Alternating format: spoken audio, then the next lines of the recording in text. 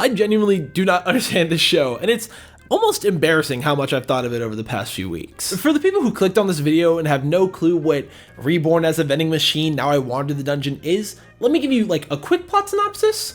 There's this guy who is reborn as a vending machine, and now he wanders the dungeon. Hey, don't go! Our unnamed protagonist is riding his moped when he sees a vending machine fly off the truck in front of him. Now you would think he gets crushed by it, and that's how he dies, right? No, you're not thinking weird enough yet. The vending machine flies off the cliff, and then bro tries to save it by riding off after it. So now that he's reborn in another world as a vending machine, it's time for him to wander the dungeon. Except, he's a vending machine, and therefore he can't move. Damn. So yeah, I watched it, the entire thing, and I'm genuinely stumped because I can't decide if this show is absolutely brilliant or mind-bogglingly unaware. I'm 99% sure this show is supposed to be a well-written parody of the isekai genre, but randomly it'll do things that are so out of touch and bizarre that it pushes the boundary of what I think is ironic, and now we're left with whatever this is. Would you believe me if I said there's a chain restaurant called Chain Restaurant that's adorned with literal giant chains, and that it was gonna destroy the economy of this main village, so the vending machine conspires with local restaurant owners to take the specific chain restaurant out of business? Now that's a pretty good bit, but the same writer who made that genuinely hysterical plotline also made the two female leads of this show fall in love with the vending machine. Like, as close to in love with the vending machine as you can be. I understand that that also sounds stupid, but I don't think this one's supposed to be funny. So our unnamed hero, just when he picks a name it's stupid, don't worry,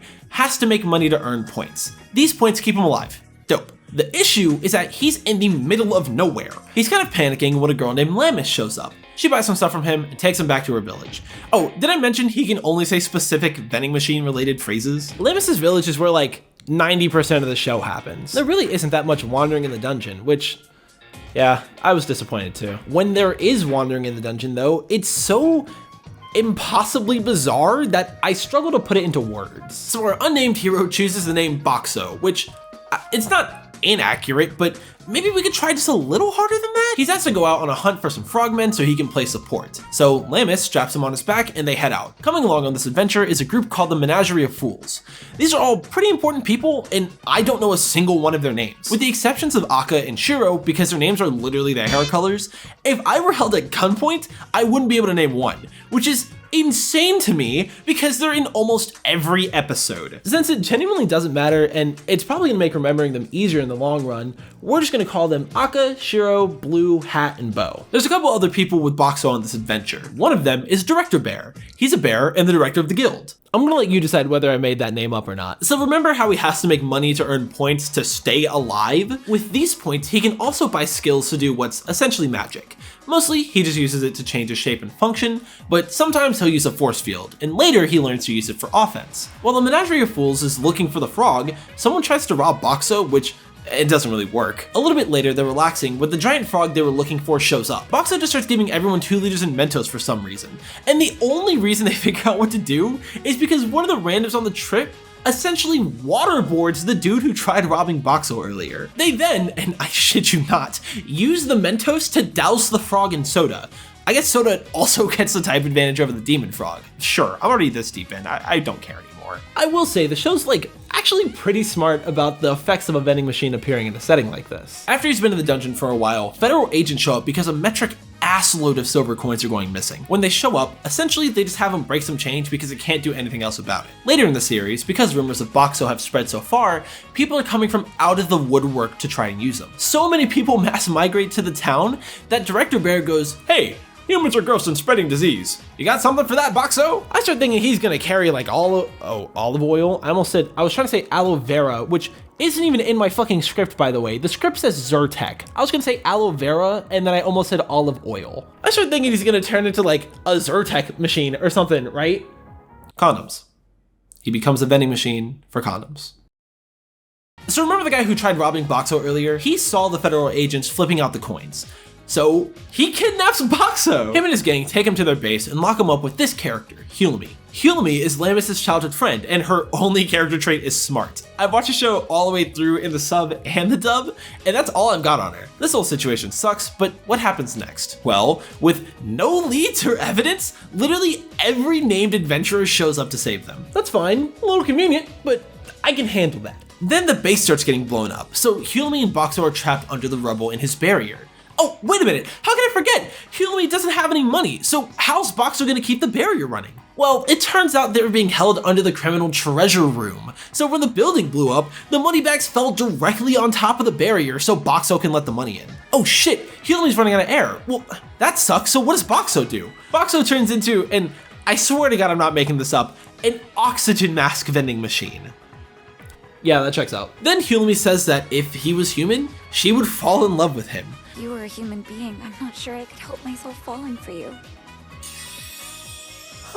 This shit, I don't even have words for this shit. This isn't good character writing. This isn't good anything. Let's just pretend I like a good segue into this next section, because this next episode is my least favorite of the show. Genuinely, this episode doesn't have much of a point, but I wanted to bring it up because it demonstrates how the show will just haphazardly throw shit in with no regards as to how it affects the series at large. In episode 5, we're reintroduced to this character who will henceforth be known as Child. Child is a brat, but she's working on it, and they want to enter Boxo and Hulmi into a contest of magic engineers.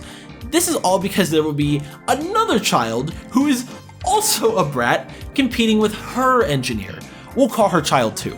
Child 2's engineer brings out a golden robot which can intelligently respond to commands and stimuli, which according to Hulmi is science that hasn't been discovered. Except, oops, this random scientist actually just crammed the spirits of the damned into this robot to, help Child 2 beat Child in this competition with no prize to, I guess, prove a point, I think? Even more frustrating is that you never see Child 2 again. You never see her engineer, or the robot, or the soul magic. None of it, literally ever. Even in this episode, none of this is treated like it's important. Hulmi beats the robot single-handedly in a matter of seconds. So clearly this shit isn't too big of a deal at the end of the day, but the way it's presented makes it seem like it's gonna come back at least once. Nah. The problem is, if the audience doesn't understand when something's important, or even if it'll come back in a minor way, one of two things is gonna happen. Either they'll assume what you're showing them is supposed to matter, and they'll be confused when the fucking soul magic never makes a comeback, or they won't give a shit about anything that's going on because they don't know when they're supposed to care. Take a wild guess as to what camp I'm sitting in. I will say, there is only one genuinely really good thing in this show, and I wish it was in literally any other series, but vending machine. So halfway through the season, he blows up a giant crocodile from the inside. No, you aren't getting any more context than that. And after that, he falls through the ground and into the second floor of the dungeon. While he's there, he meets some bear human cubs and he's struggling to communicate with them. He then reveals to the audience that he has the ability to purchase a telepathy skill, but he's afraid to do it. From a storytelling standpoint, this is a complete game changer. I've never seen anything done like this in an anime, or honestly, any media for that matter. To give your character a switch they can flip at any time to overcome their biggest struggle is so insane to me, like even just conceptually. But even though Boxo can flip that switch, he never does. After all, Lamis, Hulmi, Director Bear, Hat, Village Guard 1 and 2, all the characters we've come to know and love, they all have their own ideas of what Boxo's like. At the end of the day, when you can only say yes, no, thank you, and insert coins, it leaves a lot of room for interpretation. In Boxo's mind, if he had the ability to talk, he could never live up to those astronomical ideas they have of him. I mean, if it were possible, would he even want to be human again? That's the kind of existential dilemma I signed up for when I started watching Reborn as a Vending Machine and Now I Wander the Dungeon. Similarly, there's another character I unironically enjoy named Michael. You say this, you pronounce this. I want to look it up so bad. I don't care. I'll look it up. My name is Michwell. It's pronounced fucking Michwell? Okay. I'm glad I looked that up. What the fuck? He's the stereotypical fantasy hero, except he has very extreme social anxiety. Because he's so strong, people naturally see him as a leader and someone that they can rely on. While Michwell tries to live up to these standards, his anxiety stops him from being able to tell people how he really feels, or even hold a conversation for longer than a few moments. It's to the point where, on an expedition around the labyrinth of the second floor, he only lets himself say a couple of phrases so he doesn't have to worry about his nerves getting the better of him. You know who else has a couple of phrases that they rotate between?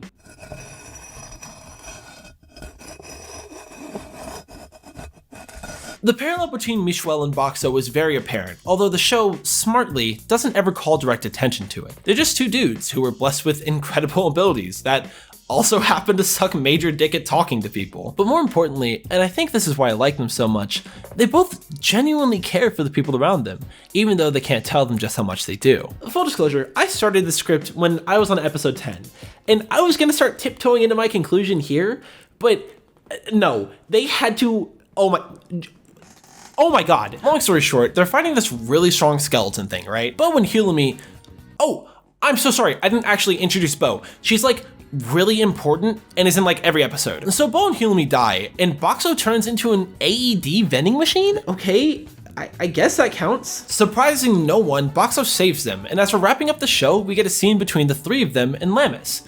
This is where Hulumi and Bo kiss Boxo as a thanks for saving them, and then they push Lamis into kissing Boxo as well because she has genuine feelings for him. Let's put this whole kissing thing to the side for a moment. Boxo being able to turn into other vending machines is genuinely a fantastic idea for an ability. The issue, I guess, is that this makes him stupid powerful. Genuinely, Boxo feels unstoppable. They can't touch this fucking guy. I've seen this vending machine kill 2 floor bosses essentially single-handedly. Not once has he, or anyone in his immediate vicinity, taken serious damage because he's just that good. Well, I mean, other than them. I cannot express to you how incredibly and mind-numbingly uninteresting this show is, because no matter what happens, Boxo can't lose. Giant Gator? Easy peasy. Giant Skeleton? Light work. His friends literally died? Well, once he unlocks the telekinesis skill, that won't be a problem either. As far as the kiss goes, yeah, the show, I think unironically, tries pushing a romance onto the two main characters. No, I'm all for letting people live how they want to live, but Lamis, girl, come on. As much as I wish it was, I don't think this is a bit, because what's the punchline? She fell in love with a vending machine? Haha. I do not find this fake ass, funky ass romance even remotely feasible. How dare you try to unironically tell me that these characters have bonded enough for Lamis to bridge the human X vending machine gap? No shot. There's no shot this isn't a hyper elaborate bit. Who wrote this? Hirokuma, I just have one question for you. Smash or pass? Like I said, I've thought about this show a lot, like a concerning amount, really. If I wanted to subject myself to it one more time, I'm willing to bet I could find another handful or two of glimpses of competent writing. But I'll be damned if I'm gonna watch someone fall in love with a vending machine for the 3rd time without a gun to my head. So here it sits in my brain, perpetually balancing on the tightrope of irony. Will it keep up its good aspects? Or are Lamis and Boxo actually going to end up together? Either way, I'm definitely going to be there for season 2 to see what side it crashes to. If you've seen the show, you should comment your thoughts below, because I would love to hear what other people thought about this. If you like this kind of content, you should totally subscribe. I have another really long video on a really shitty anime coming soon. Soon is relative, by the way. I've been working on this since May of this year. Also, while you're down there, you should totally leave a like, because, I mean, it'd make me smile. And ladies and gentlemen, with all that being said, I'm Knightley. You've been absolutely incredible. I'll see you in the next one. Peace.